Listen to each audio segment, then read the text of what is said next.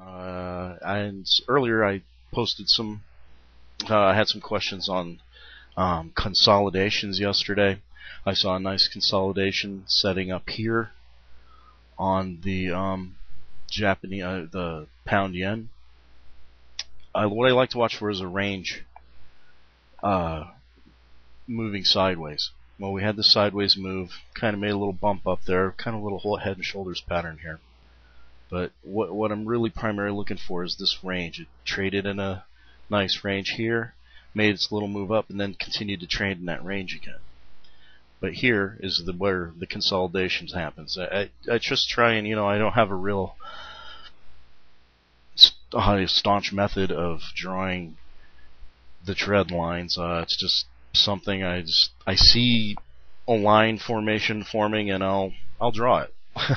And it just comes from years of practicing and playing, and coming up with a system that I like. Not saying that this is correct or right for you, but you can just see a clear line headed down here, and the short-term line starting to head back up.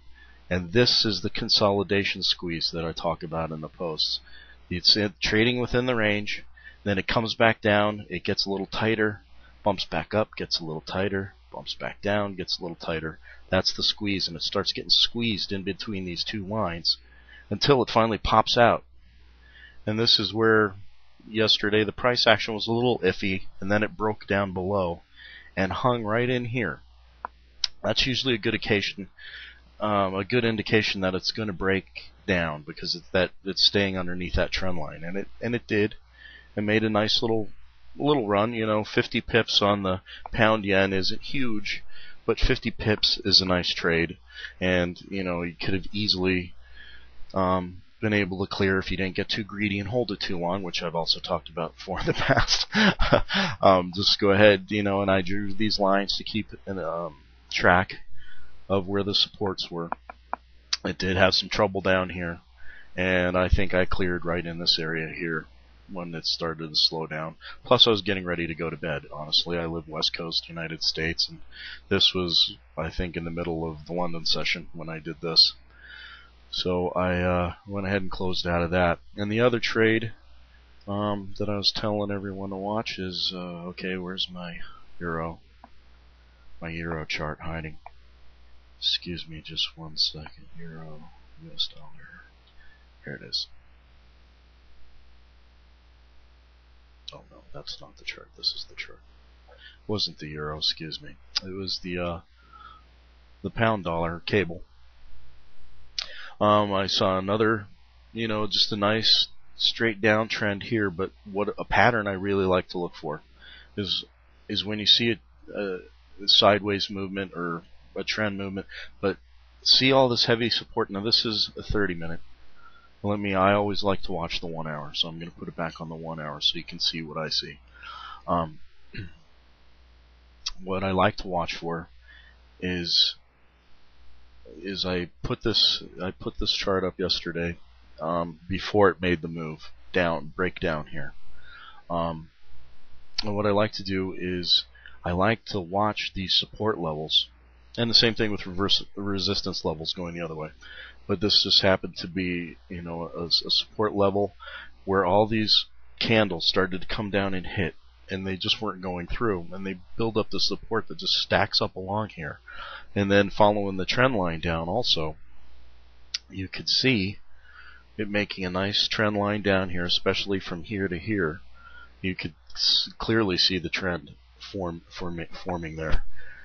And you can see the bounce starting to squeeze into a little wedge, and really that 6100 area is being really stubborn, and then finally it just squeezes down in this area, and it's just, I liken it to, it just squeezes down so hard it's like taking a little rubber ball and compacting it, and then all of a sudden you let it go and it just explodes like that. It just squeezes down, then, and all of a sudden this pops through. And it wasn't a real hard pop, but it just did break, made a small break. The action was kind of iffy at first when it broke, because it was still before the London Open. which can be a little slow, especially on a big news day like non-farm. Trading can sometimes be a little slow because they're waiting to, everyone's anticipating the big announcement.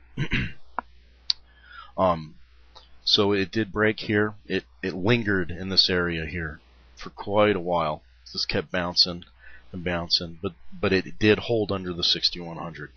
Once the candle got down under here and it was bouncing around down here, it did stay under the 61, which is my indicator that I like to see. I think the break is going to continue down, and that's when I execute. I like to not anticipate the break, which you can, but sometimes it gets squeezed down here, even in this formation, and it'll pop up the other way.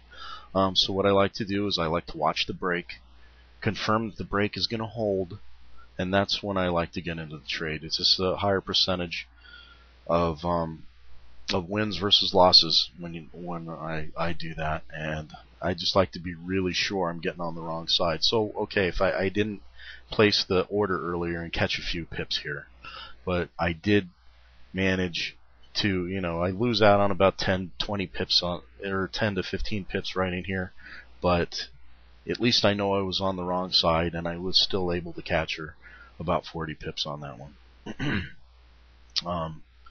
Oh, that's right.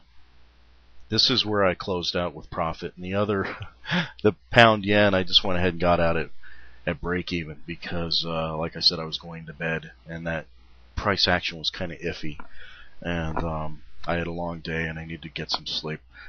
So this is the where I cashed out with 40 pips. So anyway, and then it's found the resistance down here at this level, which was about the 60-20, 60-23 area, and then took its bounce back up. But then it came right back down again after non-farm.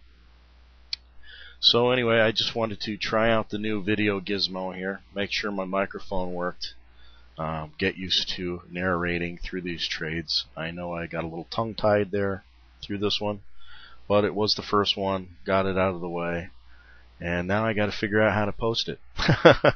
I'm not a real techie when it comes to the computers, so I'm just still kind of trying to figure everything out. So anyway, I hope you all have a good weekend.